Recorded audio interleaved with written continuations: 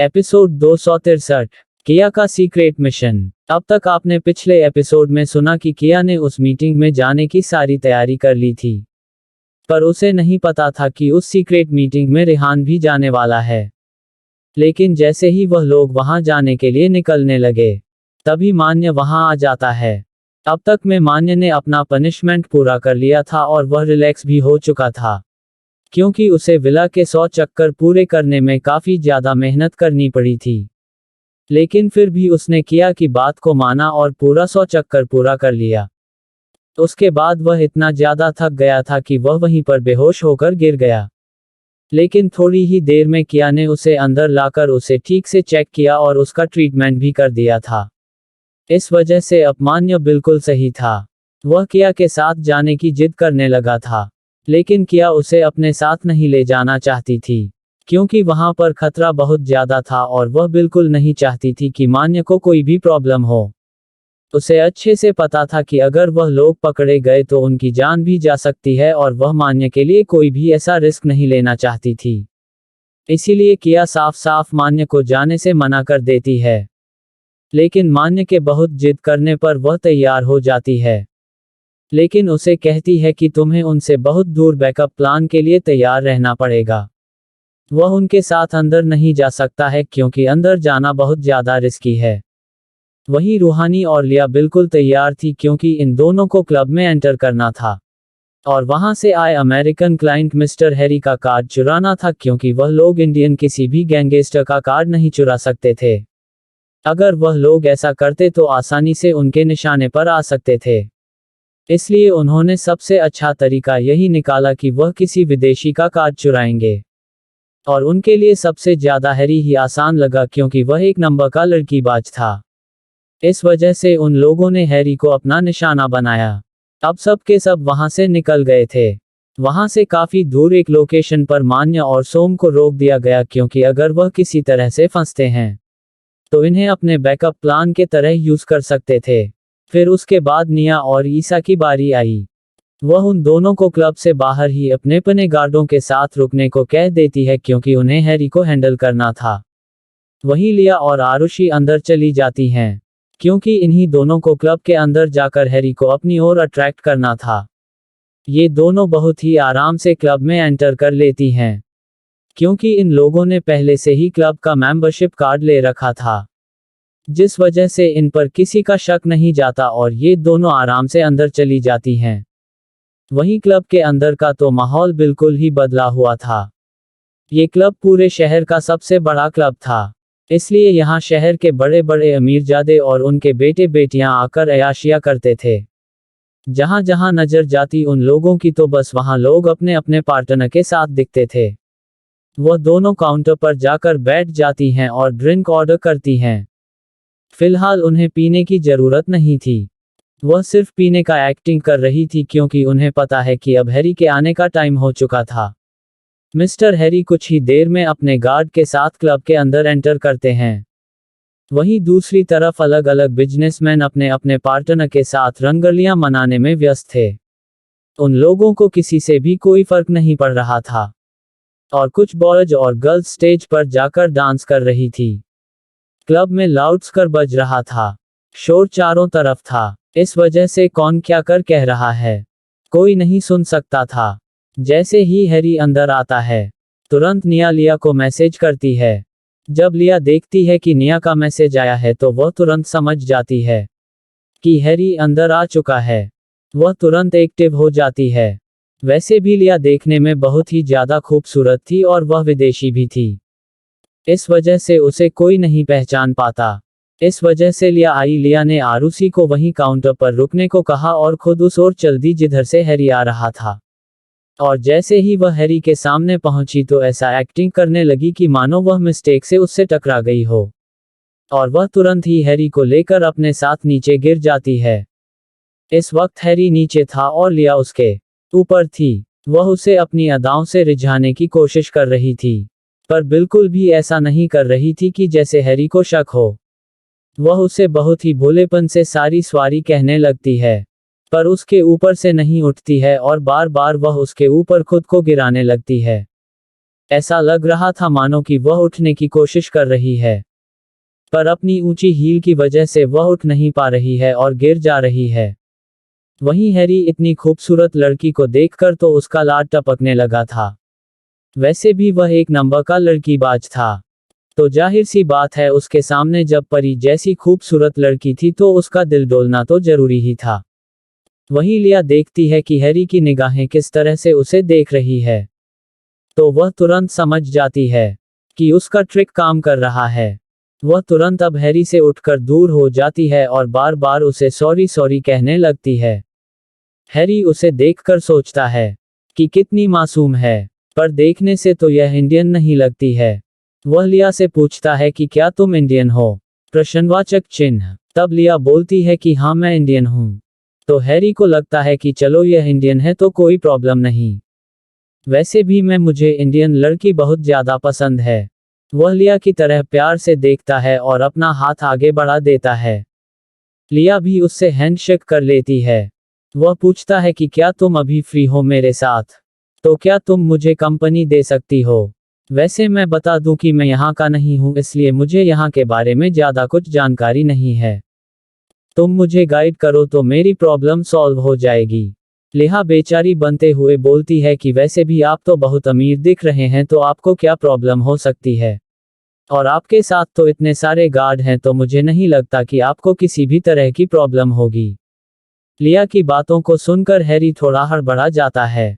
वह कहता है कि अरे नहीं नहीं, ये गार्ड तो मेरे नहीं है। ये लोग तो सिर्फ मुझे यहाँ तक छोड़ने आए हैं, क्योंकि यह मेरे पार्टनर के गार्ड हैं। यहाँ आने पर ये लोग मुझे वेलकम करने आए थे और वह यह मुझे इस होटल तक छोड़ने आए हैं। सो अब ये चले जाएंगे। इसके बाद मैं बिल्कुल फ्री हो जाऊंगा। तुम चाहो तो मेरे साथ थोड़ा टाइम स्पेंड कर सकती हो। लिया बेचारा सा मुंह बनाते हुए कहती है कि सर वो दरअसल बात ये थी कि मैं बहुत गरीब हूँ और मैं जॉब करती हूँ। पार्ट टाइम मेरे जॉब का समय होने वाला है, इस वजह से मैं रुक नहीं पाऊंगी। अगर आज मैं नहीं गई तो मेरी सैलरी कट हो जाएगी और मुझे मेरी माँ की दवाइयाँ भी करवानी है, जिस वजह से मुझे ज़्यादा पैसों की ज़रूरत है। और मैं इसी तरह अगर अपना जॉब छोड़ती रहूंगी तो मैं पैसे इकट्ठा नहीं कर पाऊंगी और मेरे माँ की दवाइयाँ भी नहीं हो पाएगी। उसकी बातों को सुनकर हैरी को तो लगता है कि अब तो मछली जाल में फंस गई है, क्योंकि इस लड़की को पैसे की जरूरत है और यह बहुत गरीब है। तो मैं इसके सामने पैसे का ऑफर रखूंगा तो यह जरूर मेरे साथ चलेगी। वैसे ये दिखती बहुत मासूम है, तो इसे क्या ही पता चलेगा कि मैं क्या करने वाला हूँ। इतना सोचकर वह उसे तुरंत ही उसके हाथों को पकड़ लेता है और बोलता है कि कोई बात नहीं, तुम इस तरह से परेशान मत हो। वैसे मैं बहुत अमीर हूँ और मैं अगर तुम मेरे साथ थोड़ा टाइम स्पेंड कर लोगी तो मैं तुम्हें तुम्हारी माँ की दवाई के पैसे दे सकता हूँ। लिया उसे बहुत ही आश्चर्य के साथ देखने लगती है, पर यह सब बस उसका छलावा था। उसे इस तरह आश्चर्य से देखता हुआ देखकर हैरी को लगता है कि बस वह बिल्कुल उसके बात में फंस गई है। तो वह उसके तरफ मुस्कुराकर देखने लगता है। वहीं लिया उससे कहती है कि भला मैं आपके साथ थोड़ा वक्त रह लूंगी तो आप मुझे क्यों इतना पैसा देंगे? तो वह उसे समझाते हुए कहता है कि दरअसल हमारा 1 मिनट भी बहुत कीमती होता है और तुम मेरे लिए अगर काम करोगी तो मैं तुम्हें उसकी कीमत दूंगा। मैं तुम्हें यूं ही नहीं कह रहा हूँ। तब लिया बेचारी बनते हुए कहती है, वैसे सर मुझे काम क्या करना होगा? तो वह कहता है कुछ नहीं, बस मुझे कंपनी दो, मैं अकेले यहाँ बोर हो जाऊंगा। तो वह भी बेचारा सामूह बनाकर कहती है, ठीक है सर, जब बात कंपनी देने की है तो मैं आराम से आपको यहाँ के बारे में बता सकता हूँ। वहीं मिस्टर हैरी बोलते हैं कि ऐसा है कि तुम मेरे साथ मेरे रूम में चलो, तो वह थोड़ा सा घबराने का नाटक करने लगती है, जैसे ऐसा लग रहा हो माने उसे रूम में जाने से कितनी ज्यादा घबराहट हो रही है। हैरी प्यार से उसके सर पर अपना हाथ रखता है और कहता है कि अरे तुम उससे घबराओ मत, मैं कोई ऐसा वैसा इंसान नहीं हूँ। मैं एक जाना माना बिजनेसमैन हूँ और तुम मुझ पर विश्वास कर सकती हो। वह भी अपना सर हमें हिला देती है और हैरी उसे लेकर अब अपने प्राइवेट रूम की ओर बढ़ जाता है। वही लिया जाने से पहले आरुषि को इशारा कर देती है। वह हैरी के साथ साथ जाने लगती है। वहीं आरुषि छुप छुप कर उनका पीछा करना शुरू कर देती है। लिया जब देखती है कि हैरी के साथ अभी भी वह गार्ड चल रहे हैं तो वह थोड़ा घबराने का नाटक करने लगती है और कहती है कि मिस्टर हैरी, यह गार्ड हमारे आपके साथ क्यों चल रहे हैं। तो हैरी उन गार्डों को देखता है तो उसे लगता है कि यह लड़की इन गार्ड को देखकर शायद मुझ पर डाउट ना करने लगे, और उसे लग रहा था कि यह इन गार्ड को देखकर शायद बहुत ज्यादा डर रही है। इस वजह से वह गार्ड को वहीं रुकने के लिए कह देता है और वह लिया को लेकर अपने रूम की ओर बढ़ जाता है।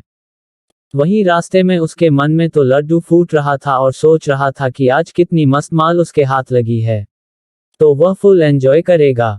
उसने तो पहले सोच ही लिया था कि वह अभी तो एंजॉय करेगा, पर रात के लिए भी वह इसे छोड़ने वाला नहीं है।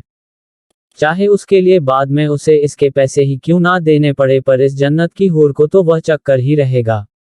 उसके मन में गलत गलत थॉट आने लगते हैं।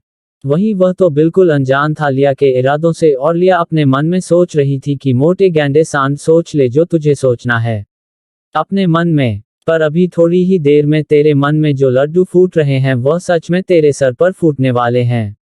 और लड्डू नहीं, वह भी बम फूटने वाला है। वह उसकी ओर देखकर मुस्कुराने लगती है तो उसे लगता है कि शायद गार्ड को रोकने की वजह से अब वह मेरे साथ कंफर्टेबल हो गई है। वह भी लिया की ओर देखकर मुस्कुराने लगता है और वह लोग लिफ्ट के अंदर चले जाते हैं। जैसे ही लिफ्ट उनके फ्लोर पर रुकती है तो वह लोग बाहर आ जाते हैं। तभी वह देखती है कि हैरी जिस रूम में जाने वाला था उस रूम के आगे पीछे भी गार्ड खड़े हैं। तो वह सोचती है कि अगर यह गार्ड यहाँ ऐसे ही रहेंगे तो आरुषि के लिए मुसीबत हो जाएगी। वही वह फिर से डरने का नाटक करना शुरू कर देती है और कहती है कि यहाँ इतने गार्ड क्यों हैं? मुझे डर लग रहा है। जरूर यहाँ पर कोई इम्पोर्टेंट पर्सन होगा। हमें यहाँ नहीं आना चाहिए सर। तो हैरी उसे तसल्ली देने लगता है और कहता है कि अरे ये कोई नहीं है, ये तो बस यहाँ के वीआईपी गेस्ट के लिए लगे हुए हैं। तो वह कहती है कि यह वीआईपी रूम है, इसलिए सर मैं यहाँ नहीं जा सकती हूँ, प्लीज आप ही जाए, मैं यहाँ से जाती हूँ। इतना कहकर वह वापस लौटने लगती है। तो हैरी जल्दी से उसका हाथ पकड़ लेता है और कहता है कि अरे तुम इतना डर क्यों रही हो? मैं हूं ना तुम्हारे साथ, मैं तुम्हारी मदद कर दूंगा। ये लोग तुम्हें कुछ नहीं कहेंगे, ये सब मेरे ही आदमी हैं। जब लिया सुनती है कि आपके आदमी हैं, और वह हैरी के तरफ अपना मुंह बनाकर ऐसे देखती है मानो उसे सदमा ही लग गया हो। हैरी समझ जाता है कि उसने फ्लो में क्या बोल दिया। तो वह कहता है अरे मेरे कहने का मतलब है कि यह इस क्लब के ही आदमी हैं, और यह मेरी सिक्योरिटी के लिए रखे हैं। तो वह अपना प्यारा सा मुंह बनाकर बोलती है कि भला आपको यहाँ क्या खतरा हो सकता है, जो आपकी सिक्योरिटी के लिए इन गार्डों को यहाँ पर रखा गया है। तो वह बोलने लगता है कि अरे मुझे यहाँ कोई खतरा नहीं है, फिर भी मेरी सिक्योरिटी के लिए यहाँ पर इन गार्डों को रखा गया है। तो वह कहती है कि लगता है सर आपके पास सच में कोई खतरा होगा, तभी तो इतने गार्ड है। वह लिया की बातों को सुन सुनकर थक चुका था। उसे तो बस जल्दी से लिया को अपने बाहों में भरना था, इसलिए वह और उसे टारगेट नहीं कर पाता है और वह तुरंत ही अपने कार्ड को ऑर्डर देता है वहां से जाने के लिए। लिया की तो चाल कामयाब हो चुकी थी। जैसे ही वह गार्ड जाते हैं, लिया बहुत ही मुस्कुराते हुए मिस्टर हैरी की तरफ देखती है। तो फिर हैरी को लगता है कि शायद गार्ड के जाने की वजह से वह फिर से कंफर्टेबल हो गई है। अब वह बिल्कुल भी नहीं डर रही है। तो वह फिर लिया का हाथ पकड़ लेता है, और अब वह उसके हाथों को सहला भी रहा था। लिया को ये सब बहुत गंदा लग रहा था, पर उसे ऐसा काम करना पड़ता था, क्योंकि यह उनके मिशन के लिए ही था। इसलिए लिया कुछ नहीं कहती और उसके साथ अंदर जाने लगती है। वहीं अब तक में आयुषी भी उस फ्लोर पर पहुंच चुकी थी। जैसे ही वह देखती है कि लिया किस रूम में जा रही है, वह तुरंत वहां साइड में जाकर छुप जाती है और लिया मिस्टर हैरी के साथ उस रूम के अंदर चली जाती है।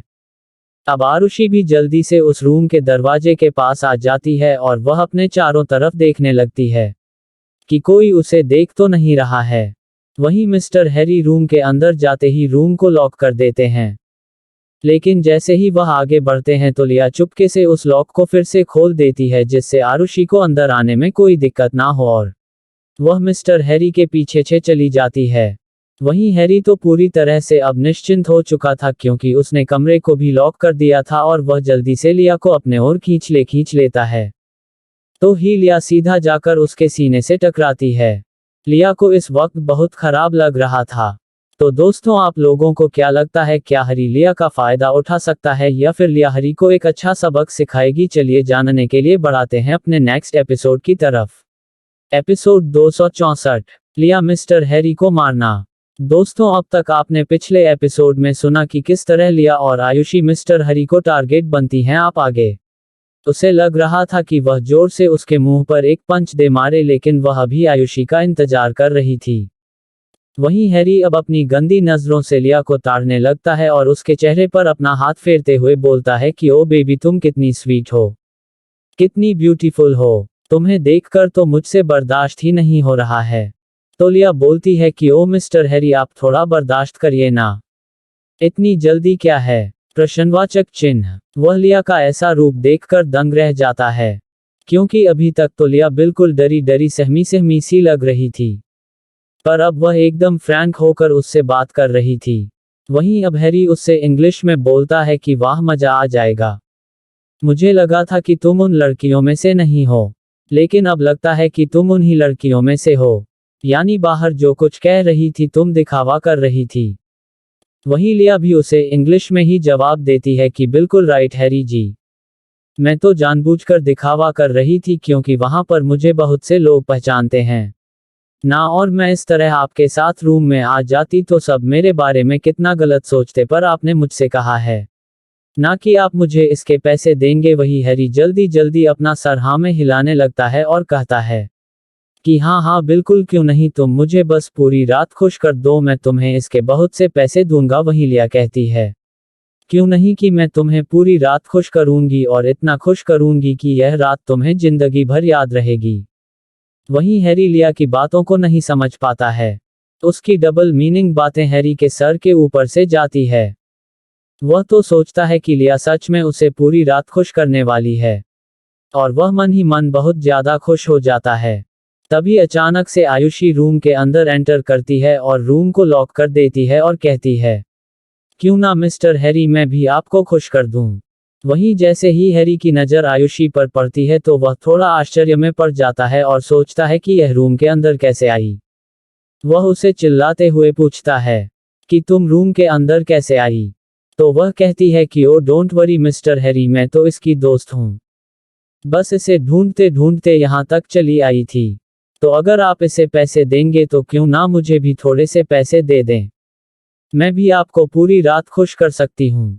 इतना सोचकर हैरी को लगता है कि यह गरीब लड़कियां हैं और शायद यह इसी तरह से पैसे कमाती हैं। ये यहाँ का रोज का होगा। यही सोचकर और बहुत ही घटिया तरह से मुस्कुराने लगता है और कहता है कि क्यों नहीं क्यों नहीं, आ जाओ, आज तुम दोनों मुझे खुश कर दो तो मैं तुम्हें मालामाल कर दूंगा। इतना कहकर अब वह आयुषी को अपने पास बुलाता है। जैसे ही आयुष उसके पास जाती है तो वह उसे गंदी तरह से ऊपर से नीचे तक देखता है, और जैसे ही वह उसे टच करने को होता है तो आयुष एक जोरदार पंच उसके मुंह पर दे मारती है। वहीं जैसे ही वह आयुषी का पंच खाता है तो लड़खड़ा कर 2-3 कदम पीछे चला जाता है और गुस्से से चिल्लाते हुए कहता है कि बदतमीज लड़की, तुम्हारी हिम्मत कैसे हुई मुझे हिट करने की। वहीं उसकी ऐसी बात को सुनकर अब लिया भी उसके मुंह पर एक पंच देती है जिससे उसका मुंह ही बन जाता है, क्योंकि लिया काफी ज्यादा पावरफुल थी। उसने पूरी फोर्स से उसके मुंह पर दे मारा था। उसका मुंह तो एक तरफ से ऐसे लग रहा था जैसे पिचक ही गया हो और उसके गाल की हड्डियां टूट गई हो। वह दर्द से कर उठा। अब तो उससे बोलते भी नहीं बन रहा था। तो वहीं आयुषी उस पर हंसते हुए कहती है कि जरा फिर से बोलना ना अंकल जी, आप क्या बोल रहे थे? मुझे तो कुछ समझ में ही नहीं आया। उसकी बातों को सुनकर लिया हंसने लगती है और कहती है शायद अंकल जी भी गूंगे हो गए हैं और वह नहीं बोल पा रहे हैं, क्यों ना हम इन्हें बोलना सिखा दें। वहीं उन दोनों की बातों को सुनकर अब मिस्टर हैरी को डाउट होने लगता है कि वह शायद किसी ट्रैक में फंस गया है, और ये लड़कियां कोई आम लड़कियां नहीं है, क्योंकि जिस तरह से लिया और आयुषी का पंच उसे लगा था उसे अंदाजा हो गया था कि यह कोई वेटेड फाइटर है जो उसे यहाँ ट्रैक करने के लिए आए हैं। वहीं वह तुरंत ही उससे अपनी टूटी फूटी आवाज में पूछने लगता है कि तुम लोग को कौन हो और तुम लोग को यहाँ किसने भेजा है। इस वक्त उसे इतना बोलने में भी इतना ज्यादा दर्द हो रहा था, मानो कि उसके मुंह से पूरे दांत और उसका पूरा जबड़ा निकल कर बाहर आ जाएगा। वहीं आयुषी और लिया हंसते हुए कहती है कि अरे ध्यान से देखो ना, हम लोग तो वही बेबी गर्ल हैं जो तुम्हें रात भर कंफर्टेबल महसूस करवाने वाली हैं, और तुम्हें तो हमारे साथ रात भर एंजॉय करना है। सोचो ना कितना मजा आएगा जब हम दोनों तुम्हारे साथ एंजॉय करेंगे। तो चलो हम लोग एंजॉय करना शुरू करते हैं। इतना कहकर वह मिस्टर हैरी का हाथ पकड़कर जोर से मरोड़ देती है। इस वह हैरी जोर से चिल्ला उठता है। इस समय उसके हाथों में बहुत ज्यादा दर्द होने लगा था। वहीं लिया इतने पर भी नहीं रुकती है। वह उसके घुटनों पर जोर से मारती है, जिससे वह जमीन पर घुटनों के बल बैठ जाता है। तो आयुष उसका बाल पकड़कर जोर से खींचती है और उसका सर ऊपर करके कहती है कि लड़कियों को अपना खिलौना समझ रखा है क्या? ये तेरा कोई विदेश नहीं है, यह इंडिया है। यहाँ पर लड़कियों को खिलौना समझने की भूल मत करना। यहाँ की लड़कियां बहुत ही पावरफुल हैं। इतना कहकर वह फिर से 2-4 पंच उसके मुंह पर लगा देती है। उस बेचारे की तो हालत खराब हो गई थी। ये लोग बार बार उसके मुंह पर क्यों मार रही हैं? अरे शरीर में और भी तो अंग है, वहां मार लें। लेकिन ये लड़कियां तो बार बार उसका मुंह ही तोड़ रही थी। बेचारे का इतना अच्छा मुंह अब फूल कर पूरा सुअर की तरह हो चुका था। वहीं लिया कहती है कि चल जल्दी से हमें वहां का मेंबरशिप कार्ड दे, वरना हम तेरे हाथ पैर तोड़कर तुझे यहीं गाड़ देंगे। तो उसकी बातों को सुनकर अब हैरी को समझ में आ जाता है कि उसके साथ क्या हुआ। वह एक बहुत ही बुरी ट्रिक में फंस चुका है। यानी यह सारा का खेल उस कार्ड के लिए है। वह तुरंत ही घबरा जाता है। अगर उसने कार्ड दिया तो वह बहुत बुरी तरह फंस जाएगा और उसे इसकी पनिशमेंट भी मिलेगी। वह किसी भी कीमत पर इन लोगों को वह कार्ड नहीं दे सकता था, क्योंकि वहां पर जितने भी मीटिंग होते थे वह बहुत ही सीक्रेट होते थे और उसके बारे में बाहर कभी किसी को जानकारी नहीं होती थी। यह इन्हीं के साथ यह राज दफन रहता था, और इनके मरने के बाद वह राज दफन ही रह जाता था। इस वजह से इन लोगों को इसे राज बनाए रखने के लिए बहुत ही ज्यादा कड़ी पनिशमेंट दी जाती थी, जिसे सोचकर भी इनकी रूह कांप जाती थी। वह बार बार नयाना में अपना सर हिलाने लगता है। वह नहीं दे सकता था। उसने तुरंत ही अपनी टूटे फूटे जबान में बोला, ना नहीं नहीं, मैं तुम्हें उस कार्ड को नहीं दे सकता हूँ। तो उसकी बातों को सुनकर लिया और किए आयुषी जोर जोर से हंसने लगती है और कहती है कि हम कहाँ तुझसे मांग रहे हैं, हम तो खुद ही ले लेंगे। आखिर में हम रात भर एंजॉय जो करेंगे तो पूरी रात हम ढूंढ लेंगे कि हम तो तुम्हें चिंता करने की जरूरत नहीं है। इतना कहकर वह उसके सीने पर एक जोरदार लात मारती है, जिससे वह जाकर दूर गिरता है। वहीं आयुषी जाकर उसका दूसरा हाथ भी मरोड़कर तोड़ देती है, जिससे एक जोर से चट की आवाज आती है और उसके मुंह से जोरदार चीख निकल जाती है। फिर वह लोग जल्दी जल्दी उस रूम की तलाशी लेने लगते हैं। वहीं आरुषि तो उसे नीचे गिराकर उसके कोट की तलाशी लेने लगती है। उसे अंदाजा था कि वह इसे अपने पास ही रखा होगा। लिया भी उसके साथ आए सामानों की तलाशी ले रही थी। वह लोग काफी जल्दी जल्दी यह काम कर रहे थे, क्योंकि मीटिंग शुरू होने में बस कुछ ही वक्त बाकी था और यह कार्ड जल्दी से जल्दी किया तक पहुंचना था। वहीं किया अपने साथ शंकर को लेकर आई थी, क्योंकि अगर शंकर उसके साथ रहेगा तो उसकी सिक्योरिटी का पूरा ध्यान रखेगा और वह काफी ज्यादा ताकतवर भी था।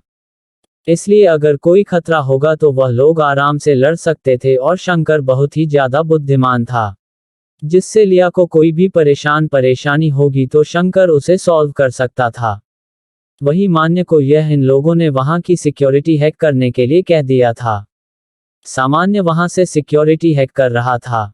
जैसे जैसे किया और शंकर आगे बढ़ रहे थे, वह पूरी तरह से वहां का कैमरा हैक कर लेता, और जिससे उनके अंदर जाने की खबर किसी को ना हो पाती।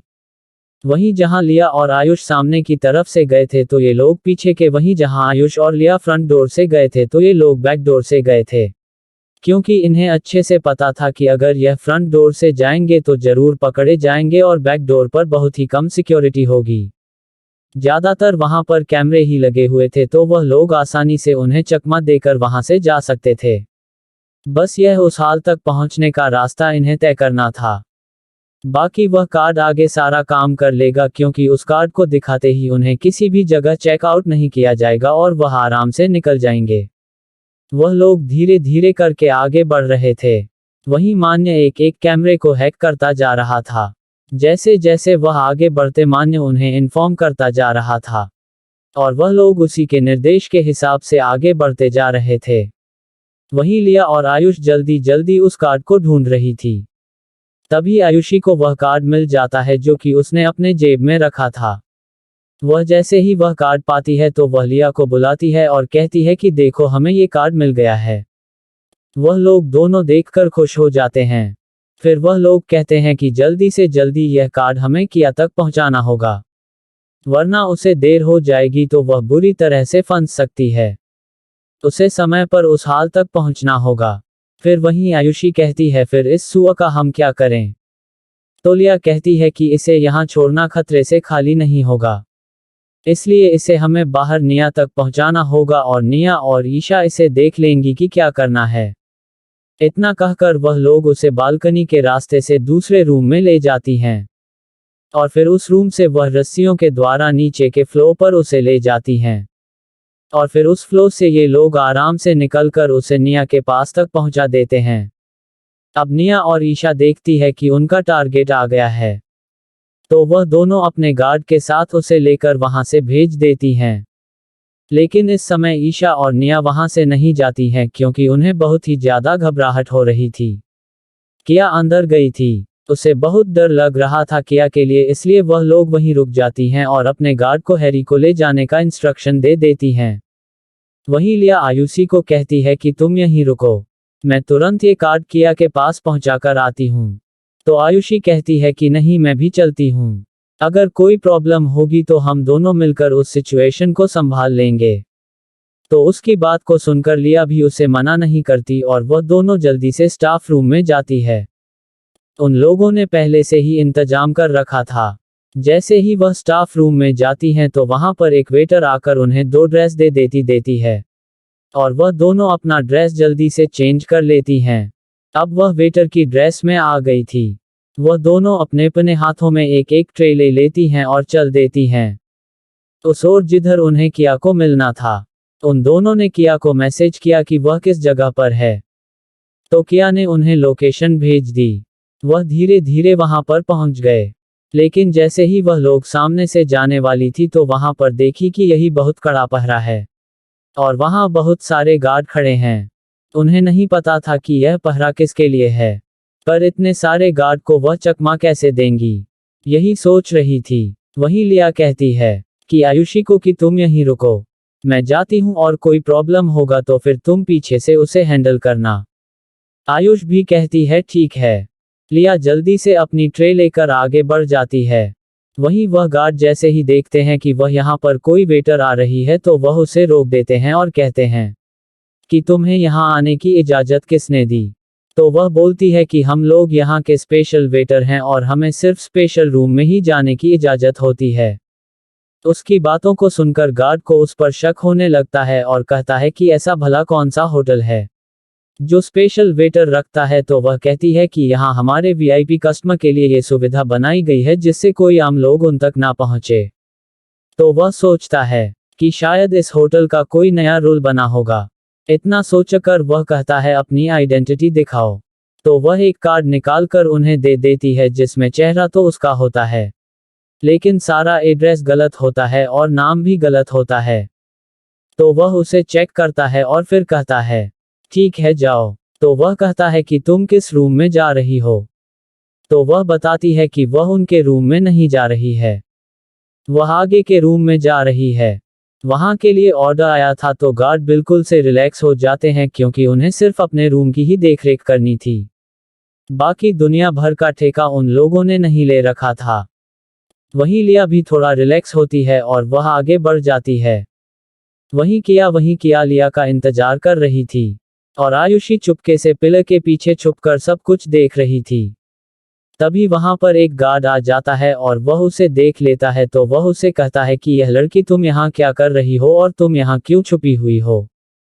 तो वह कहती है कि अरे नहीं नहीं सर, मैं छुपी हुई नहीं थी, दरअसल मेरा कपड़ा थोड़ा फट गया था। इस वजह से मुझे एम्बरेसमेंट हो रहा था और मैं आगे नहीं जा सक रही थी और मुझे ये ऑर्डर डिलीवर करना था। तो वह गार्ड कहता है कि तो ठीक है, तो तुम वापस चली जाओ और जाकर अपना कपड़ा सही कर लो। तो वह कहती है कि हाँ हाँ मैं जाती हूँ सर, लेकिन आप थोड़ा पीछे मुंह कर लीजिए क्योंकि मेरा कपड़ा ज़्यादा ही फट गया है। इस वजह से आप मुझे नहीं देख सकते हैं। तो उसकी बातों को सुनकर गार्ड थोड़ा सा उसके ऊपर शक करने लगता है, लेकिन सोचता है कि लड़की है, शायद प्रॉब्लम हो गई होगी, इसलिए वह पीछे मुड़ जाता है।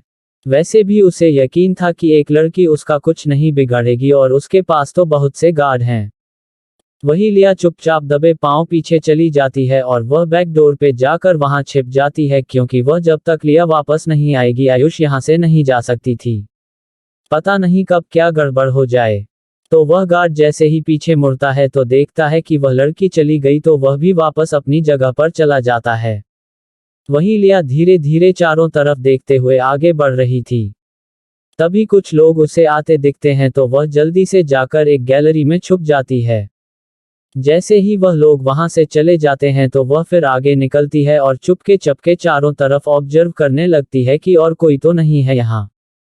तो दोस्तों, आपको क्या लगता है, क्या लिया यहाँ पर पकड़ी जाएगी और वह कार्ड किया तक नहीं पहुंच पाएगी? चलिए जानने के लिए अपने नेक्स्ट एपिसोड की तरफ बढ़ते हैं।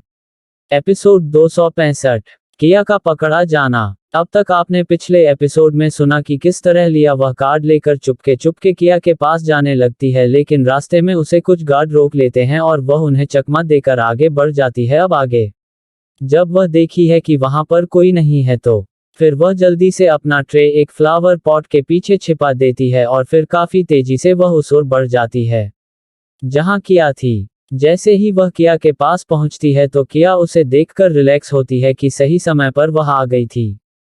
अब आगे का काम उसका था। लिया उसे अपने गले से लगाती है और उसे ऑल द बेस्ट कहती है क्योंकि अब इसके बाद इन लोगों का काम खत्म था और सबसे ज्यादा रिस्क अब होने वाला था। वहीं किया भी उसे थम्स अप का इशारा करती है और यहां से जाने को कह देती है। लिया भी अब चुपचाप वहां से निकल जाती है। अब शंकर और किया आगे बढ़ जाते हैं। वह लोग कुछ दूर आगे जाकर लिफ्ट लेते हैं और जैसे ही वह लोग लिफ्ट में जाते हैं तो वहां एक गार्ड पहले से ही मौजूद था, तो वह उन लोगों को इशारे से कुछ कोड बोलता है। तो वह लोग अपना कार्ड निकाल कर उसे दिखाते हैं तो वह जान जाता है कि यह मीटिंग के मेंबर हैं। इसलिए वह सीधा लिफ्ट को ग्राउंड फ्लोर पर ले जाता है। यह अंदर बेसमेंट में बना हुआ था। तो वह लोग सीधा नीचे 3 फ्लोर नीचे चले जाते हैं। जैसे ही लिफ्ट खुलती है तो वह देखते हैं कि यहाँ पर एक बड़ा हॉल था। उसे अंदाजा नहीं था कि इस होटल के नीचे भी ऐसा कुछ इन लोगों ने छुपाकर बनाया होगा जो इतना सीक्रेट था, जिसे कोई नहीं जानता था। और यहाँ पर देश विदेश से आए बड़े बड़े लोग अपनी मीटिंग किया करते थे। ये सब माफिया से रिलेटिव होते थे और इनके इलीगल बिजनेस ही चलते थे, जिस वजह से इतना सीक्रेट तरीके से यहाँ पर यह जगह बनाई गई थी। वह लोग जैसे ही बाहर आते हैं लिफ्ट तुरंत ही ऊपर चली जाती है। अब वह लोग धीरे धीरे करके आगे बढ़ जाते हैं तो उन्हें वहां पर गेट पर 2 बाउंसर खड़े दिखते हैं। वह लोग जैसे ही वहां पहुंचते हैं तो वह उन्हें रोक लेता है और उनसे कोड पूछता है। यानी पहले ही कोड के बारे में पता लगा लिया था, इसलिए वह आसानी से कोड को बता देती है। तो वह लोग भी इस पर डाउट नहीं करते और किया और शंकर आराम से अंदर चले जाते हैं। अब जैसे ही वह लोग अंदर जाते हैं तो 2 सिक्योरिटी गार्ड वहां खड़े थे। वह उन लोगों से कार्ड पूछता है तो वह कार्ड दिखाती हैं तो वह सिक्योरिटी गार्ड कार्ड को लेकर स्कैन करता है और फिर उन्हें लेकर उस रूम की ओर चला जाता है जो इन्हें अलॉट किया गया था। वहां की खासियत ऐसी थी कि उन सबको एक छोटे छोटे रूम अलॉट किए गए थे जिसके अंदर वह जाकर अपनी आइडेंटिटी को छुपा सकते थे। यानी यहाँ पर मीटिंग तो होती थी पर कोई नहीं जानता था कि सामने वाला कौन है और उसकी रियल आइडेंटिटी क्या है। यानी यह मीटिंग इतनी ज्यादा सीक्रेट और सेफ होती थी कि इससे उन लोगों के करियर पर कोई भी आंच नहीं आने वाली थी और वह लोग अपना इलीगल काम बड़े आराम से कर सकते थे। उनके लिए यहाँ पर कुछ कोड थे।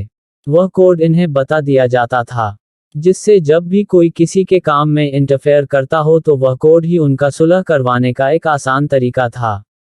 लिया भी अब उस रूम तक पहुंच जाती है वहीं गार्ड खड़ा होकर उनसे अपना कार्ड एंटर करने को कहता है, क्योंकि वह जब तक कार्ड एंटर करके रूम के अंदर नहीं चले जाएंगे गार्ड वहां से जाने वाला नहीं था। इस तरीके से कभी कोई फ्रॉड होने का डर नहीं था। तो किया भी पूरे का कॉन्फिडेंस के साथ कार्ड को वहां के बने लॉकर में एंटर करती है। और जैसे ही कार्ड एक्सेस होता है तो वह डोर ओपन हो जाता है और ये लोग अंदर चले जाते हैं। वहीं गार्ड को तसल्ली हो जाती है और वह चुपचाप वापस चला जाता है। जैसे ही लिया अपने रूम के अंदर चली जाती है, तभी तुरंत ही रेहान और मयंक की एंट्री हो जाती है। यहाँ पर दोस्तों सबको ये बता दूं कि इन सब ने अपने चेहरे पर मास्क लगा रखा है, जिस वजह से इनका चेहरा कोई भी नहीं देख सकता है। वहीं रेहान ने भी कार्ड का इंतजाम कर लिया था। उसे तो ये सब पहले से ही पता चल गया था और उसके बंदे चारों तरफ फैले हुए थे, जिस वजह से उसे कार्ड मिलना बहुत ही आसान था। जैसे ही रेहान वहां पहुंचता है तो वह अपना कार्ड उस गार्ड को देता है। कार्ड भी उसे उसके रूम के पास ले जाता है। इत्तेफाक से उसका रूम और पिया का रूम बिल्कुल अगल बगल वाला था, यानी बिल्कुल पास पास वाला रूम उन दोनों का ही था। जैसे ही वह रूम के अंदर एंटर करता है तो उसे कुछ अजीब सा एहसास होता है। उसका दिल जोरों से धड़कता है। ऐसा लगता है कि जैसे उसकी एंजल उसके आसपास ही होगी। लेकिन वह सोचता है कि भला एंजल यहाँ क्या कर रही होगी। ये सोचकर वह अपने दिमाग से इस बात को झटक देता है और वह मयंक के साथ अब सीक्रेट तरीके से बात करने लगता है। वहीं लिया को भी थोड़ा एहसास होता है, जैसे कि रेहान यहाँ पर हो, लेकिन उसे लगता है कि रेहान का यहाँ से क्या काम, वह भी इस बात को इग्नोर कर देती है। और अब क्या था, वह दोनों होकर भी बिल्कुल एक दूसरे से अनजान थे। तभी धीरे धीरे करके देश विदेश के बड़े से बड़ा गैंगस्टर वहां पहुंच जाता है। वह सब माफिया अपने अपने अपॉइंट रूम में एंटर करते हैं और अब मीटिंग शुरू हो जाती है। मीटिंग के लिए सबके रूम में माइक लगा हुआ था, जिससे वह लोग अपनी बातों को बोल सकते थे और सुन सकते थे। सब लोग अपने रूम में थे और वहीं अब वहां का जो चीफ होता है वह आता है और अब मीटिंग शुरू हो जाती है। वह धीरे धीरे करके एक एक टास्क उन सभी को देता है और बताता है कि कब कहाँ कौन कौन सी चीजें होने वाली हैं। कब कहाँ लड़कियों को भेजा जाएगा और कहाँ पर गैम्बलिंग होने वाली है और कहाँ पर ड्रग्स की सप्लाई होने वाली है। धीरे धीरे करके वह एक एक बात सबके आगे रख देता है। वहीं उन सबको भी एक बार अपनी अपनी राय देने को कहा जाता है, तो सब अपनी अपनी राय देना शुरू कर देते हैं। लेकिन रेहान और किया के रूम से अभी तक कोई भी आंसर नहीं किया गया था। तो मयंक रेहान से कहता है कि तुम्हें भी कुछ आंसर करना पड़ेगा, वरना इन लोगों को शक हो सकता है। और वहीं शंकर भी किया से कहता है कि जल्दी से कोई आंसर करो, वरना उन लोगों को डाउट हो जाएगा। किया को तो इन लोगों के ऊपर इतना ज्यादा गुस्सा आ रहा था, वह क्या आंसर करें। तो उसने डायरेक्ट ही कह दिया कि इस मंगलरिंग के कुछ हिस्से पर वह अपना अधिकार चाहती है। उसकी बातों को सुनकर सब लोग अब अपने अपने में बात करना शुरू कर देते हैं। वहीं चीफ कहता है कि सबका अपना अपना एरिया डिवाइड कर दिया जाएगा, इसलिए सभी कोई सिर्फ अपने अपने एरिया में रहेंगे, कोई किसी के एरिया में इंटरफेयर नहीं करेगा।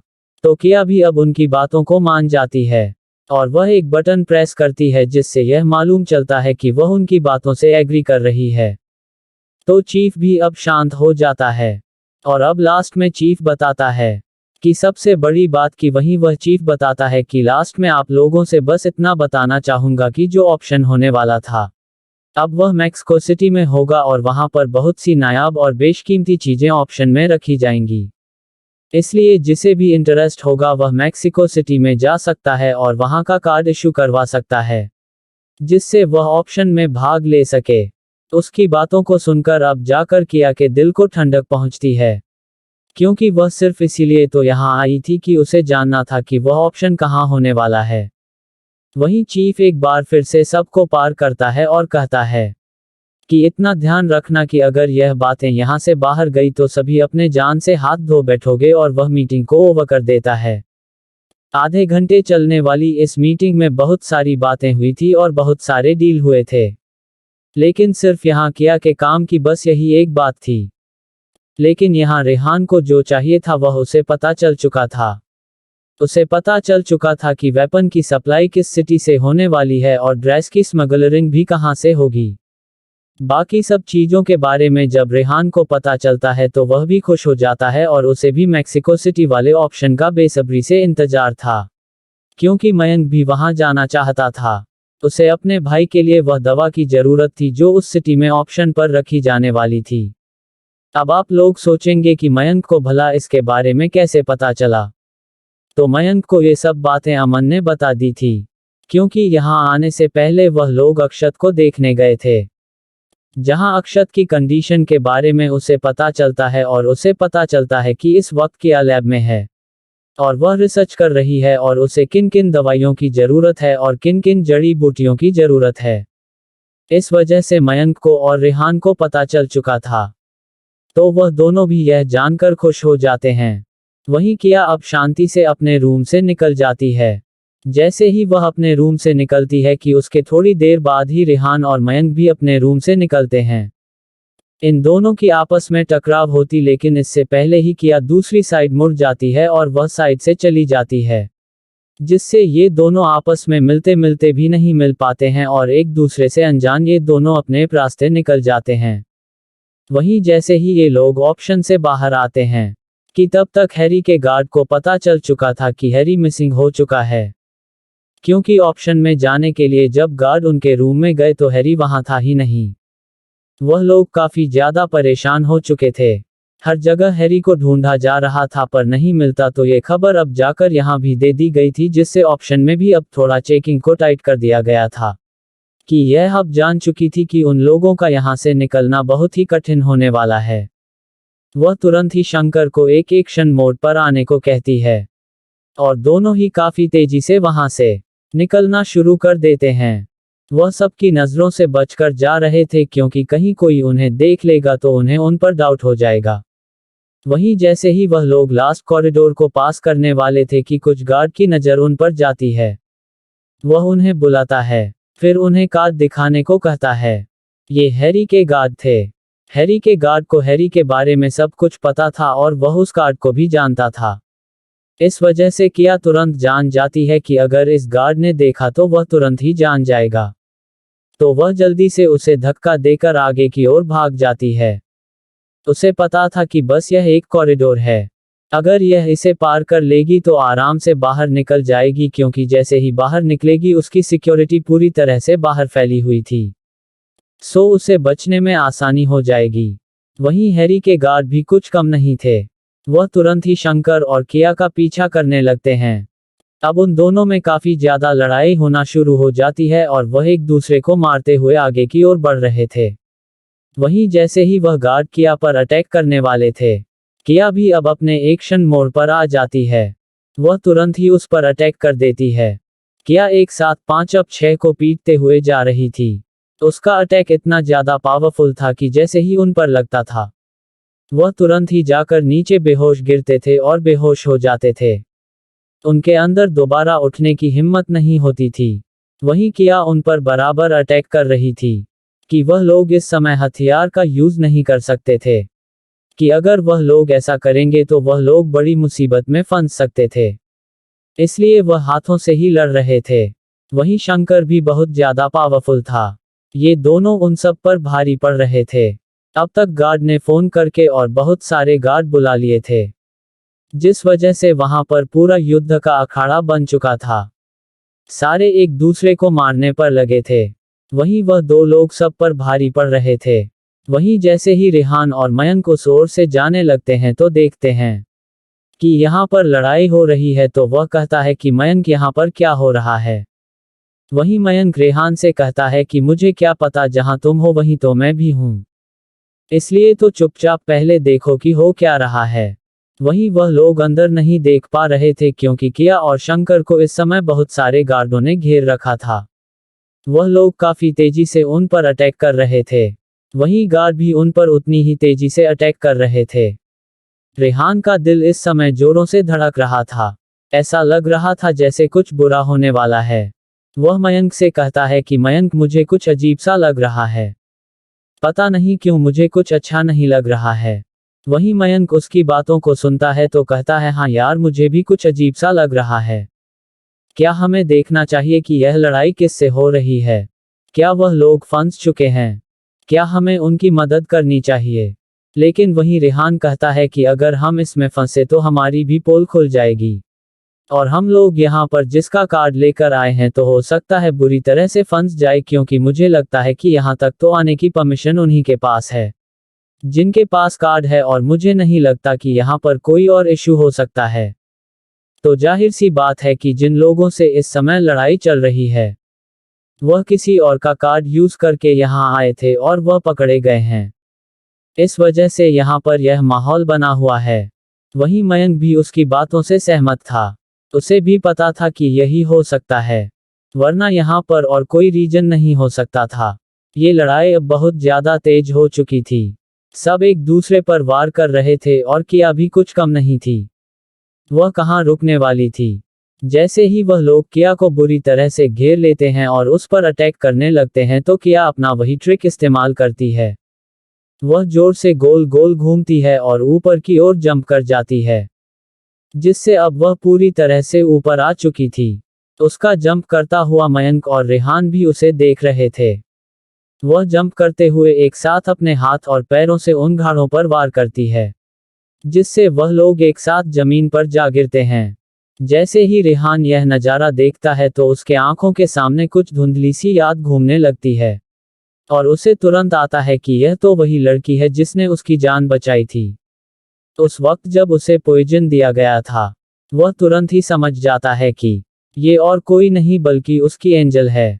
वह तुरंत बिना मयंक की ओर देखे उस ओर दौड़ पड़ता है, क्योंकि वह जान चुका था कि सामने और कोई नहीं उसकी एंजल है और उसकी जान खतरे में हो और वह इस तरह खड़ा होकर नहीं देख सकता था।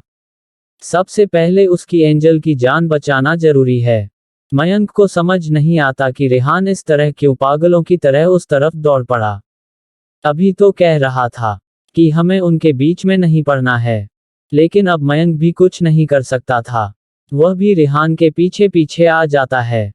अब रेहान बिना रुके उन सब पर वार करना शुरू कर देता है। फिर जैसे ही मयंक देखता है कि रेहान उन लोगों को मार रहा है तो वह तुरंत समझ जाता है कि बात कुछ और है। अब मयंक भी नहीं रुकता, वह भी उन लोगों को मारना शुरू कर देता है। वहीं किया देखती है कि अचानक से दो लोग आकर उनकी मदद करने लगे हैं। जैसे ही वह ध्यान से देखती है तो वह समझ जाती है कि यह और कोई नहीं बल्कि उसका रेहान है। उसके होठों पर एक प्यारी सी मुस्कुराहट आ जाती है और वह समझ जाती है कि रेहान ने उसे पहचान लिया है, वरना वह ऐसे किसी के झमेले में यहाँ पर तो खासकर नहीं पड़ने वाला था। वह यहाँ से चुपचाप जा सकता था, लेकिन जब बात उसकी एंजल की थी तो वह कैसे चुपचाप यहाँ से जा सकता था। यही सोचकर अब किया को बहुत अच्छा लगता है, और मानो उसके अंदर डबल एनर्जी आ जाती है और वह भी अपनी फाइटिंग फास्ट कर देती है। अब वहां चारों तरफ बस लोग गिर रहे थे और उनकी चीखें सुनाई पड़ रही थी। इतनी ज्यादा फाइटिंग हो रही थी कि धीरे धीरे पूरे बेसमेंट में सभी गार्डों को पता चलने लगता है और उन्हें अलर्ट कर दिया जाता है। अब तक ये लोग उन सभी को मार चुके थे। वह तेजी से वहां से बाहर की ओर निकल जाते हैं।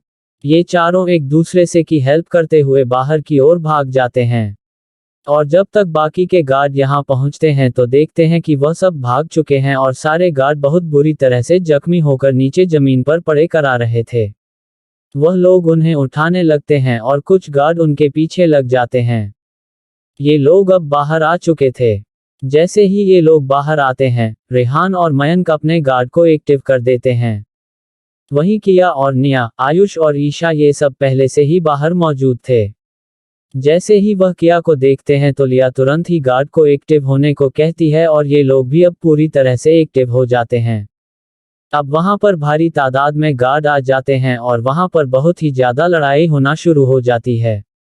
फिलहाल वह पार्किंग की जगह थी, इसलिए वहां पर बाहरी कोई ज्यादा नहीं लोग नहीं थे और वह लोग अब एक दूसरे पर अटैक कर रहे थे।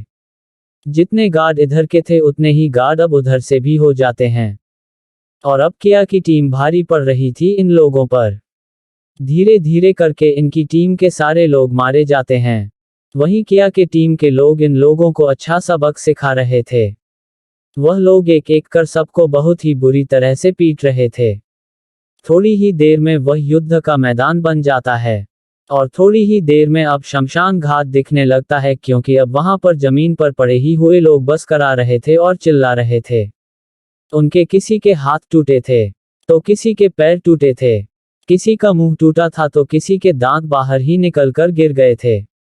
वहां का कंडीशन अगर कोई देख लेता तो वह तो पागल ही हो जाता।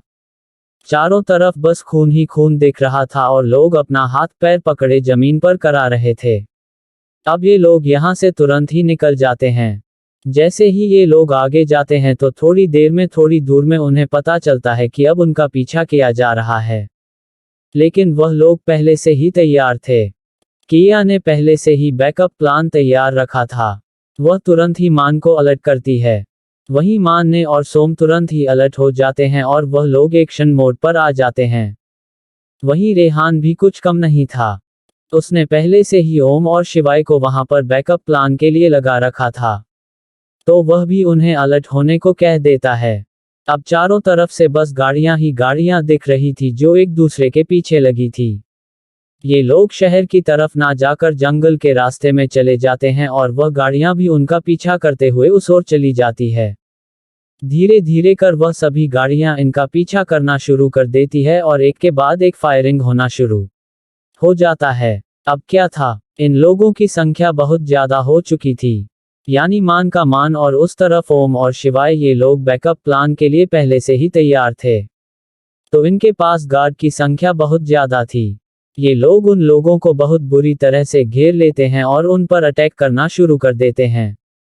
जब वह लोग देखते हैं कि यह लोग पूरी तैयारी के साथ यहाँ पर आए हुए हैं तो वह हार मान जाते हैं और वहीं पर रुक जाते हैं, क्योंकि उन्हें पता चल चुका था कि जो भी व्यक्ति है सामने वाला वह बहुत ज्यादा पावरफुल है और वह इन लोगों से नहीं लड़ सकता है। इसलिए वह लोग चुपचाप वहीं पर रुक जाते हैं। आगे बढ़ना उन्हें खतरे से खाली नहीं लगता है, क्योंकि अगर वह आगे गए तो अपनी जान से हाथ धो बैठेंगे। अब किया और रेहान की गाड़ियां वहां से बड़े आराम से निकल जाती है। कुछ ही दो देर में वह लोग किया के विला पर इकट्ठा थे और रेहान किया को घूर घूर कर देख रहा था। वहीं मयंक का भी यही हाल था, वह भी किया को घूर घूर कर देख रहा था। वहीं वह लोग शांति से बैठे थे और वहीं ओम तो निया को ही घरे जा रहा था। क्या वह लड़की उसे एक बार बताकर नहीं जा सकती थी? अगर उसे कुछ हो जाता तो वहीं निया भी उसे आंखें दिखा रही थी। वह भला क्यों डरे, वह भी तो गया था। क्या उसने उसे बताया था? वह भी पीछे हटने वाली नहीं थी। वहीं पूरा बिल एकदम शांत था। सारे लोग शांति से बैठे थे। तभी रेहान किया से पूछता है कि तुम वहां क्यों गई थी? तुम तो लैब में थी ना? हम लोग वहां गए थे तो हमें अमन ने बताया था कि तुम रिसर्च कर रही हो, तो तुम वहां कब पहुंच गई और तुम्हारे पास ये कार्ड कैसे आया? तो किया ने बताया कि वहां पर होने वाली मीटिंग के बारे में हम लोगों को पहले से ही पता था, और खासकर ईशा इसीलिए बाहर गई थी जो कि अभी हाल ही में आई है, और उसने सारी जानकारी इकट्ठा कर ली थी और मुझे अक्षत भाई के लिए उस ऑप्शन का पता लगाना जरूरी था जो कि पहले ब्राजील में होने वाला था, लेकिन उसके बाद किसी कारणवश उसकी जगह चेंज कर दी गई थी और उस जगह के बारे में हमें नहीं पता था। अगर अक्षत भाई को वह दवा नहीं मिली तो उनकी आंखों की रोशनी कभी भी वापस नहीं आ पाएगी, जिस वजह से मुझे ये रिस्क लेना पड़ा। वहीं उसकी बात को सुनकर वह समझ गया कि क्या अपने भाई और अपने रिश्ते के लिए किस हद तक जा सकती है। उसने एक पल के लिए भी अपनी जान की परवाह नहीं की और वह उस जगह चली गई जहां से उसका जिंदा लौटना बहुत ही मुश्किल था। लेकिन वह अच्छे से जानता था कि किया कोई आम लड़की नहीं है, और उसने देखा भी था कि कैसे वह जब उसे बचा रही थी तो एक साथ उसने 50-50 लोगों को कैसे अपनी तलवार से काट डाला था। यानी यह खून खराबा उसके लिए बहुत मैटर नहीं करती है। वह उन लड़कियों में से नहीं है जो खून देखकर डर जाए, बल्कि यह तो वह शेरनी है जो अपने सामने आने वाले दुश्मनों को अपने एक ही वार से काटकर अलग कर देगी। वह कुछ नहीं कहता और शांत हो जाता है। वहीं मयंक उसे बहुत प्यार से देख रहा था कि वह अपने भाई के लिए कितना ज्यादा पॉजिटिव है कि उसके लिए अपने जान की भी परवाह नहीं की। मयंक उठकर किया के पास जाता है, प्यार से उसके सर पर हाथ फेरता है और उसके माथे को चूम लेता है और कहता है, बच्चे देखो, जब भी तुम इस तरह के रिस्क लिया करो तो प्लीज हमें बता दिया करो। तो अब तुम्हारे साथ हमारी भी जुड़ी हुई हैं। अगर तुम्हें कुछ हो गया तो हम लोग जिंदा नहीं रह पाएंगे। मयंक इतना बोलते बोलते इमोशनल हो जाता है। उसकी आंखों में आंसू आ जाते हैं। किया उसे देखती है। उसे लगता है कि सच में उसका भाई बहुत ही ज्यादा उससे प्यार करता है। फिर किया मयंक से कहती है कि सॉरी भाई, आगे से मैं आप लोगों को बता दूंगी। पर मुझे लगा कि आप लोग खुद ही बहुत ज्यादा व्यस्त हैं। इस वजह से मैं आपको परेशान नहीं कर सकती थी, और वैसे भी मेरा इस तरह का काम पहले भी रह चुका है। इसलिए मुझे किसी भी तरह की परेशानी नहीं होने वाली थी। मैं पूरी तैयारी के साथ गई थी और मेरे गार्ड भी मेरे साथ थे और मुझे उन पर पूरा भरोसा है। वह मेरी रक्षा अपनी जान देकर भी करेंगे। इस वजह से मैं बिल्कुल किसी भी खतरे को मोल लेने से नहीं डरती हूँ। वहीं उसकी बातों को सुनकर सभी लोग उसे देखने लगते हैं कि सच में किया उन पर कितना ज्यादा भरोसा करती है। वहीं वह कहती है कि अब आप लोग भी रिलैक्स हो जाए।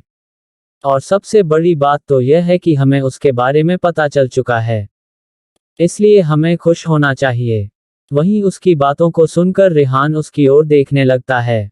वह चुपचाप किया को अपनी तरफ खींचता है और अपने गले से लगा लेता है। और कहता है, पता है जब मैं तुम्हें वहां पर इस तरह से उन लोगों के बीच फंसा हुआ देखा तो मेरा दिल जोरों से धड़क रहा था।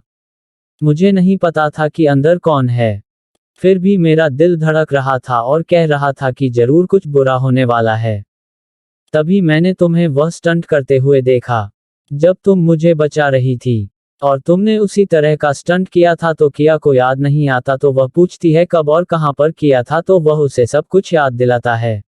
और बताता है कि जब मुझे पॉइजन दिया था और सबसे शुरू तुम मुझसे उसी जगह पर मिली थी, उन पहाड़ों पर, उन जंगलों के बीच, तभी तुमने मेरी जान बचाई थी। तो उसे याद आता है और वह कहती है कि हाँ सच में मैंने ये स्टंट वहां पर किया था। यानी तुम मुझे तब पहचाने थे। तो वह कहता है कि नहीं, मेरा दिल तो तुम्हें पहले से ही पहचान चुका था।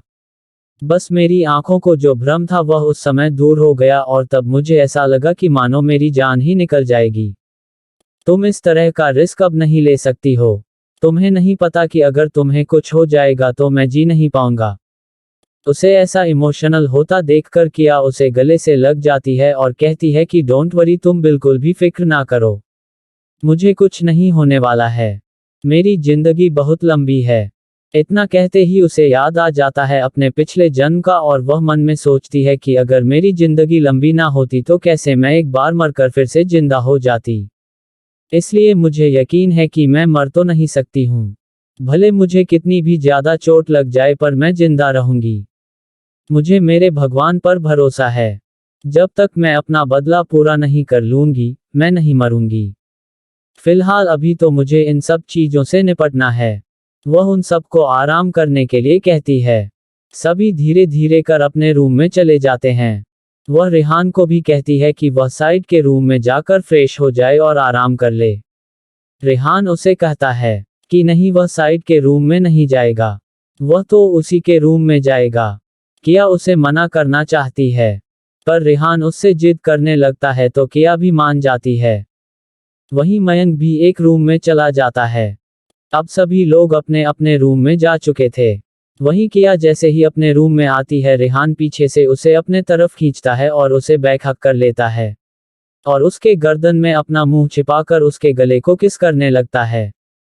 वहीं किया तो उसके इस तरह करने से एकदम से चौंक जाती है और वह कहती है कि रेहान क्या हुआ, क्या तुम्हें कुछ हुआ है क्या? वहीं रेहान उसे कहता है कि चुप रहो, तुम बिल्कुल शांत रहो, बस तुम मुझे महसूस करने दो। आज मेरा दिल तुम्हें उस तरह देखकर बहुत डर गया था। और पता है यह अभी तक ही जोर जोर से धड़क रहा है। इसलिए मुझे रिलैक्स होने दो। और तुम इसी तरह शांति से खड़ी रहो। कि यह कुछ नहीं बोलती है और रेहान उसे धीरे से ले जाकर सोफे पर बैठा देता है। और फिर खुद भी उसके बगल बैठ जाता है और प्यार से उसके चेहरे को देखने लगता है और उसे अपने सीने से लगा लेता है और उसके फिर सर को किस करता है। और कहता है कि माय एंजल गर्ल, तुम अब से कोई भी खतरनाक काम नहीं करोगी क्योंकि मेरी जान अब तुम में बसती है। जो काम है तुम्हारा तुम बस मुझे कह दोगी। किया उसकी बातों को सुनकर बस हाँ में अपना सर हिलाती है। क्योंकि वह जानती थी कि रेहान इस समय बहुत ही ज्यादा इमोशनल है और वह उसे कुछ भी नहीं समझा पाएगी। इसलिए वह शांत ही रहना चाहती थी। और वैसे भी उसे रेहान के गले लगकर बहुत सुकून महसूस हो रहा था। तभी किया अचानक से उठती है। रेहान उसे ऐसा उठता देखकर आश्चर्य से उसकी ओर देखने लगता है और कहता है क्या हुआ। कि यह उसे कुछ नहीं कहती और उसकी गोद में जाकर बैठ जाती है और उसके गले से लग जाती है। रेहान उसे देखता है और फिर मुस्कुरा देता है और फिर उसके होठों को देखने लगता है और उससे अपने आंखों ही आंखों में इजाजत मांगता है कि यह उसे ऐसा पूछता देखकर मुस्कुरा देती है। तो रेहान को पता चल जाता है कि वह इजाजत दे रही है। वह तुरंत उसके होठों को अपने होठों के बीच कैप्चर कर उसे बहुत ही प्यार के साथ किस करने लगता है। इस समय उसकी किस में इतना प्यार भरा था कि मानो जैसे जन्मों का प्यासा हो। वह धीरे धीरे उसे किस कर रहा था और अब धीरे धीरे किस करते करते वह का पैशनेट किस में बदल जाता है। उसे भी नहीं समझ आता और अब वह उसे बहुत ही ज्यादा एग्रेसिव होकर किस करने लगता है। वहीं किया भी धीरे धीरे रिस्पांस दे रही थी और वह इसी तरह उसे किस कर रहा था। थोड़ी ही देर में किया की सांस फूलने लगती है तो वह उसे छोड़ देता है। उसे पता था कि किया अभी बहुत ज्यादा लड़कर आई है, इसलिए उसकी एनर्जी इस समय कम हो गई होगी। वह तुरंत ही किया को फ्रेश होने के लिए कहता है और खुद उसके लिए एनर्जी ड्रिंक लेने के लिए चला जाता है। वहीं वॉशरूम जाती है और फ्रेश होने लगती है। फिर रेहान थोड़ी देर में किचन में जाता है और वहां फ्रिज खोलकर ढूंढने लगता है तो वहां उसे कई तरह की कई वैरायटी की एनर्जी ड्रिंक दिखती है। वह तुरंत उनमें से 2-3 अपने हाथों में उठा लेता है और कुछ खाने की चीजें भी लेता है। फिर वह तुरंत ही किया के रूम में आ जाता है। जैसे ही वह किया के रूम में आता है तो देखता है कि किया बाथरूम पहनकर बाहर निकल रही है। वह इस समय बिल्कुल किसे खिले हुए गुलाब की तरह लग रही थी। नहाने की वजह से उसकी त्वचा हल्की गुलाबी भी हो गई थी। वह वैसे ही दूध की तरह सफेद थी और ऊपर से इस समय नहा नहा कर आई थी तो वह बिल्कुल फ्रेश लग रही थी और किसी खिले हुए गुलाब की तरह लग रही थी। रेहान तो उसके ऊपर से अपनी नजरें ही नहीं हटा पा रहा था। वह सारा सामान टेबल पर रखता है और किया की ओर बढ़ जाता है और उसे पीछे से बैग करता है और कहता है कि एंजल तुम कितनी प्यारी लगती हो। तुम्हें देखकर तो मेरी सांसें ही रुक जाती हैं। ऐसा लगता है कि बस मैं जिंदगी भर तुम्हें अपनी बाहों में भर कर रखूं और तुम्हें छुपा लूं। कभी कोई तुम्हें ना देख पाए। पता है तुम कितनी ज्यादा खूबसूरत हो। तुम्हारे सामने तो दुनिया की हर खूबसूरती फीकी पड़ जाए। उसकी बातों को सुनकर किया मुस्कुराने लगती है और प्यार से उसे देखने लगती है। इस समय किया शीशे अपने सामने आईने में देख रही थी और रेहान भी उसे उसी आईने में देख रहा था। वह उसे बहुत ही प्यार से हक किए हुए था और उसकी गर्दन को बार बार चूम रहा था और उसके तारीफ किए जा रहा था। वहीं किया उसे इस तरह से करता हुआ देखकर मुस्कुरा रही थी। उसे पता था कि वह इतनी ज्यादा खूबसूरत है कि कोई उसे देखे तो खुद को ना रोक पाए और वह अच्छे से समझती थी कि रेहान खुद को कैसे रोकता होगा। वह इसी बात से इम्प्रेस हो जाती थी क्योंकि रेहान कभी उसके साथ जबरदस्ती आगे नहीं बढ़ता था। वह खुद को कंट्रोल कर लेता था। उसका सेल्फ कंट्रोल देखकर किया को बहुत ही अच्छा लगता था। वहीं रेहान उसे अपनी तरफ घुमाता है और उसके माथे पर फिर उसके गालों पर और फिर उसके होठों पर बारी बारी से किस करता है और कहता है कि एंजल मुझे ऐसा लगता है कि बस पूरी दुनिया यहाँ से हट जाए और बस मैं और तुम ही रह जाएं और जिंदगी भर बस एक दूसरे को इसी तरह देखते रहें और प्यार करते रहें। वही किया मुस्कुराकर कहती है कि अगर ऐसा होगा तो तुम बोर नहीं हो जाओगे एक ही चेहरे को बार बार देखते देखते। तो रेहान कहता है कि अगर मुझे 7 जन्मों तक भी यह चेहरा लगातार देखना पड़े तो भी मैं बोर नहीं हो सकता हूँ, क्योंकि तुम मेरी जिंदगी हो, तुम मेरा जुनून हो और तुम ही से मैं हूँ। तुम्हारे बिना तो मैं कुछ भी नहीं हूँ। उसकी बातों को सुनकर किया मुस्कुरा देती है। या की मुस्कुराहट इस समय बिल्कुल खिलते हुए गुलाब की तरह थी। रेहान का दिल जोरों से धड़क रहा था। वह चाहकर भी खुद को नहीं रोक पा रहा था। वह कैसे अपने आप को कंट्रोल कर रहा था वही जानता था, लेकिन वह अपनी एंजल को बिल्कुल भी डिसपॉइंट नहीं करना चाहता था। इस वजह से वह खुद को रोक लेता था। वह नहीं चाहता था कि एंजल उसके बारे में बिल्कुल भी गलत सोचे। वह बहुत ही प्यार से किया के होठों पर अपना होठ रख देता है और उसे किस करने लगता है। बस इतना ही मिल जाए तो उसके लिए बहुत था। तो दोस्तों अब आगे क्या होने वाला है? प्रश्नवाचक चिन्ह। क्या रेहान और किया अब मैक्सिको के लिए निकलेंगे या फिर किया इस बार भी बिना किसी को कुछ बताए चुपचाप वहां चली जाएगी? और वहां जाने पर क्या होगा और आगे कार रेसिंग में क्या किया विवान को अपने साथ लेकर जाएगी, क्योंकि 1 महीने पहले आपको याद होगा तो किया ने विवान से प्रॉमिस किया था कि वह कार रेसिंग में अपने साथ उसे लेकर जाएगी। तो अब क्या होगा जानने के लिए नेक्स्ट एपिसोड देखना बिल्कुल ना भूलें।